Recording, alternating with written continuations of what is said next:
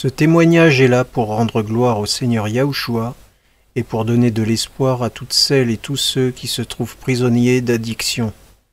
Ne perdez jamais espoir, ayez foi en votre Sauveur, implorez-le de toute votre âme et remerciez-le avant même que quoi que ce soit n'arrive. Soyez certains alors qu'il vous sera fait selon votre foi.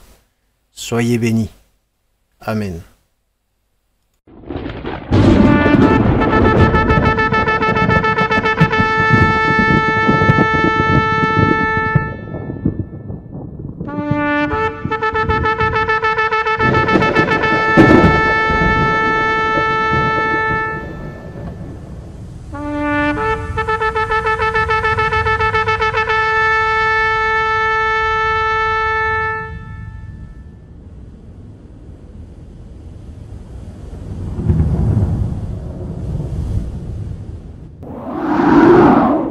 Ce qu'a fait le Seigneur pour moi, ma guérison.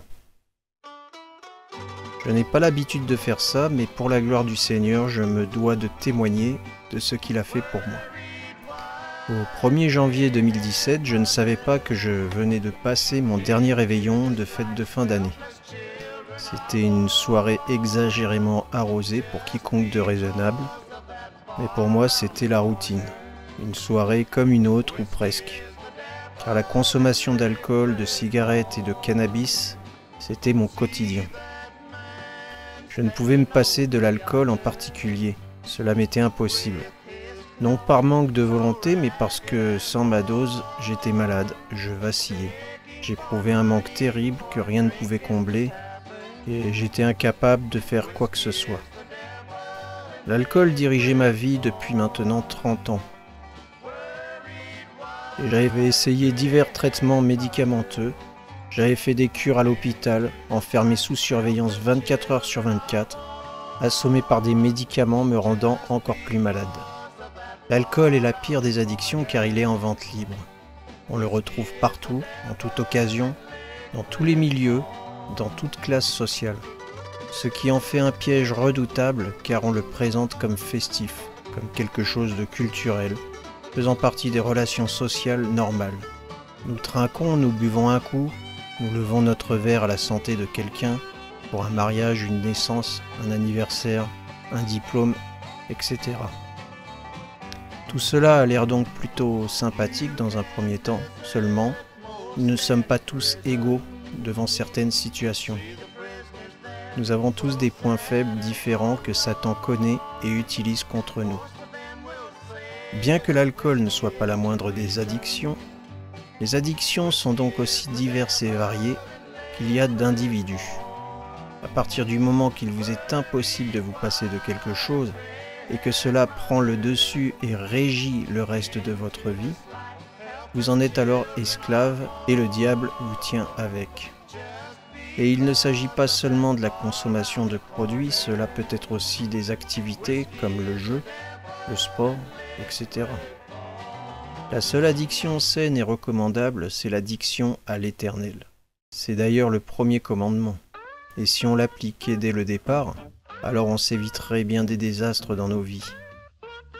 En ce qui me concerne donc, c'était l'alcool mon plus gros problème. Et travaillant dans le milieu du spectacle, j'étais musicien, il m'était impossible d'y échapper, car à chaque concert, chaque répète, chaque jour de ma vie constamment, l'alcool et le reste étaient présents. J'étais, comme je le disais moi-même, à niveau. Si ce niveau n'était pas atteint, je ne me sentais pas bien, et je ne pouvais donc pas donner le meilleur de moi-même en tant que musicien, mais aussi dans tout ce que je pouvais faire au quotidien comme n'importe qui. Un vrai cauchemar. Il y a plusieurs degrés d'alcoolisme, et j'étais parvenu à un stade où peu de personnes voyaient que j'avais bu puisque c'était devenu ma nature d'être sous alcool, constamment à niveau.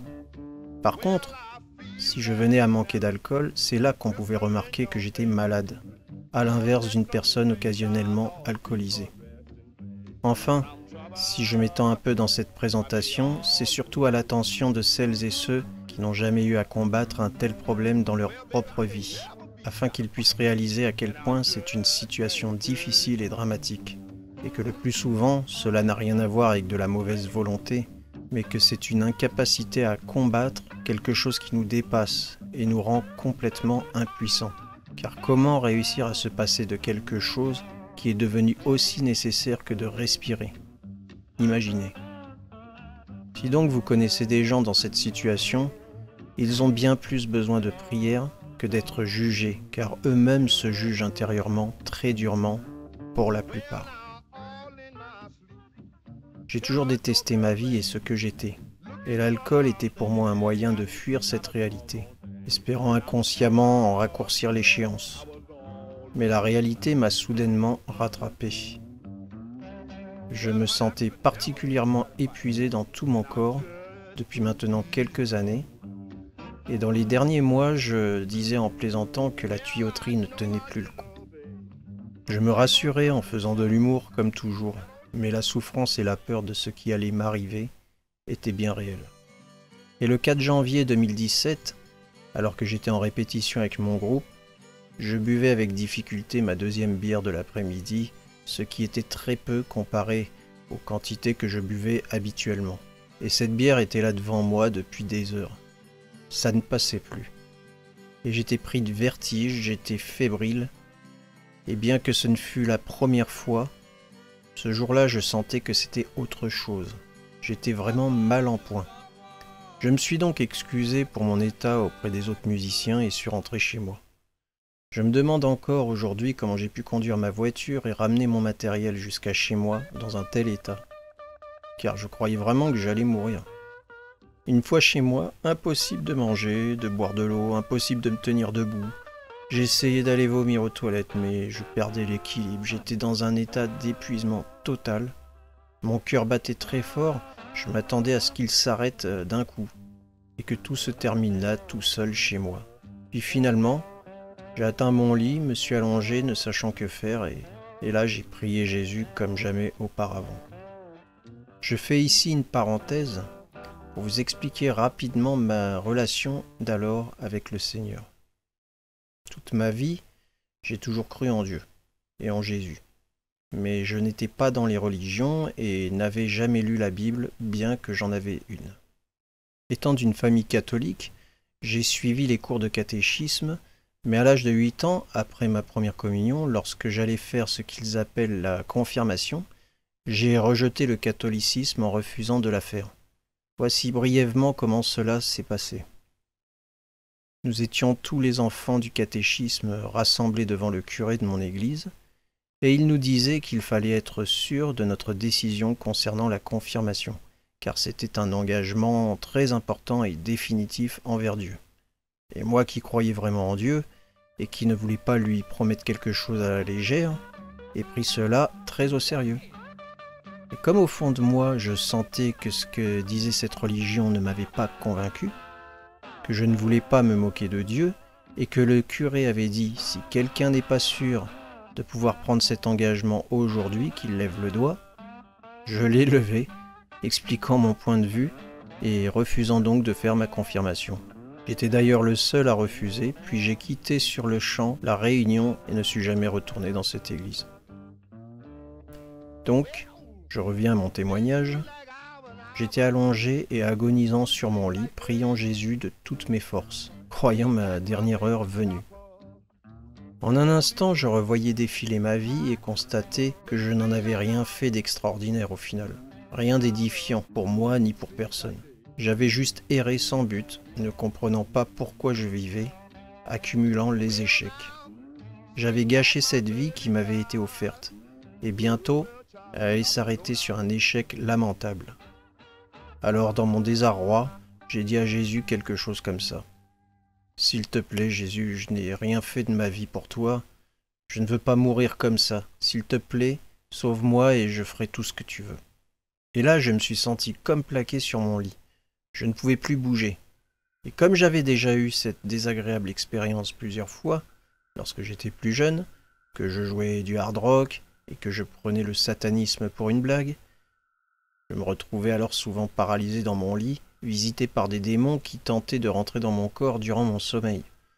Et toujours à 3 heures du matin, et à chaque fois ma seule défense était de réciter un Autre Père. Bref, je crus un instant qu'il s'agissait de cela, et par réflexe, je récitais immédiatement dans ma tête un Notre Père. Mais à peine commencé, que je vis des flammes grises et blanches sortir de chaque côté de mon ventre. Ça ne s'invente pas un truc pareil. J'étais très étonné et c'était si soudain et en même temps je compris que ce n'était pas des démons, mais le Seigneur qui me soignait. D'ailleurs, mis à part le fait que j'étais comme paralysé, je ne ressentais pas l'oppression et le mal-être qui accompagnaient les attaques démoniaques que j'avais eues par le passé. Bien que je ne voyais pas le Seigneur avec mes yeux, que je voyais seulement les flammes qui s'échappaient de mon ventre, c'est comme si je savais, comme si je comprenais qu'il était à droite de mon lit, me maintenant fermement en appuyant sur ma poitrine de sa main gauche, et qu'il extirpait le mal de mon ventre qui se manifestait en flammes grises et blanches de sa main droite. Tout cela a été très vite, et en un instant, quand j'ai compris ce qui arrivait, je me suis mis à le remercier sans cesse. Je ne m'arrêtais pas de le remercier au point où je me suis endormi épuisé tout en le remerciant, et que lorsque je me suis réveillé le lendemain matin, j'étais encore en train de le remercier. Persuadé et certain à 1000%, à 3000% de ma guérison totale. C'était un sentiment puissant, une évidence, et je le savais avant même de me lever.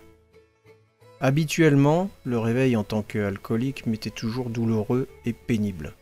Surtout que je cumulais avec de l'emphysème pulmonaire, des trous dans les poumons, de l'asthme, et ayant fait 1 an de chaise roulante avant de subir une intervention chirurgicale de dernier recours, je gardais en séquelles de grosses douleurs de dos, avec là aussi de multiples traitements médicamenteux inefficaces qui ont également contribué à détruire mon état de santé général au passage. Mais ce matin-là, je me lève avec une joie comme jamais et l'impression d'être tout neuf. Une renaissance. Je marche, je respire, je suis dans une forme que j'avais même oublié que ça puisse exister. Je me fais la réflexion d'être tout neuf comme un enfant. Et je remercie encore et encore le Seigneur. J'ai aussi pris conscience du mal que je m'étais infligé toutes ces années et que vraiment je ne méritais pas cette guérison. J'étais tout étonné de l'attention que m'avait portée le Seigneur et j'ai eu honte et me suis repenti de tous mes péchés. Puis, c'est en toute confiance que j'ai cessé de prendre mon traitement contre l'asthme, malgré les crises pourtant régulières que j'avais, ainsi que mes médicaments contre les douleurs. Je n'en avais plus besoin. J'ai arrêté la cigarette, j'ai brûlé mon cannabis et l'ai offert au Seigneur pour montrer ma bonne volonté. Et je n'ai bien sûr jamais bu le moindre alcool depuis ce jour. Et très important, je n'en ai jamais ressenti le moindre manque ni besoin dès l'instant de ma guérison. Je n'ai eu recours à aucun traitement ni produit de substitution, car cette guérison vient vraiment du ciel. Je suis retourné chez mon médecin une seule fois pour des papiers qui étaient en cours, et lui ai expliqué ce qui m'était arrivé, le laissant sans voix, car il ne pouvait faire autrement que de constater que c'était bien réel. Dès lors, comme promis, je restais attentif à ce que le Seigneur attendait de moi. Et l'occasion d'aider une sœur à monter une chaîne prophétique sur YouTube s'était d'ailleurs présentée à moi. Puis environ 6 mois plus tard, j'arrêtai définitivement la musique, car cela devenait incompatible avec le chemin que le Seigneur me montrait. Sans rentrer dans les détails, il me mit dans une situation où je dus choisir entre le monde et lui. Et bien sûr, c'est lui que j'ai choisi. Et à partir de là, j'avais les mains complètement libres pour le servir. Suffered it all. He suffered it all because he loved me. He suffered it all. He suffered